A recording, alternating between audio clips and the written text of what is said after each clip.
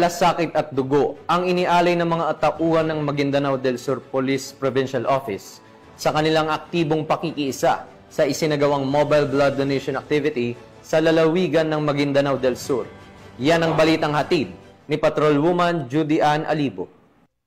Makabuluhang hakbang para sa kalusugan at buhay ng mamamayan ang isinagawa ng mga kapulisan ng Maguindanao del Sur PPO nito lamang ika-8 ng Hulyo taong kasalukuyan sa pamamagitan ng isang mobile blood donation activity sa Sharif Aguac, Maguindanao del Sur. Pinangunahan ni Police Colonel Sultan Salman H. Sapal, Provincial Director ng Maguindanao del Sur PPO, ang naturang aktibidad, katuwang ang Provincial Medical and Dental Unit, Armed Forces of the Philippines at mga lokal na opisyal ng Sharif Aguac.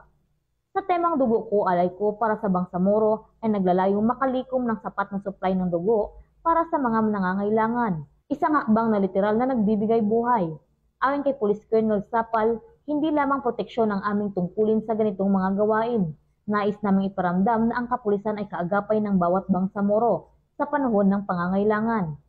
Ang ganitong inisyatiba ay hindi lamang nagbibigay pag-asa sa mga pasyente, kundi nagtatanim din ng kamalayan at inspirasyon sa buong komunidad na sa pagbabahagi ng dugo, isang buhay ang nabibigyan ng pag-asa. Mula rito sa Police Provincial Office ng Maguindanao del Sur, ako ang inyong PNN correspondent, Patrolwoman Judy Ann Alibo, alagad ng batas, tagataguyod ng Balitang Pulis.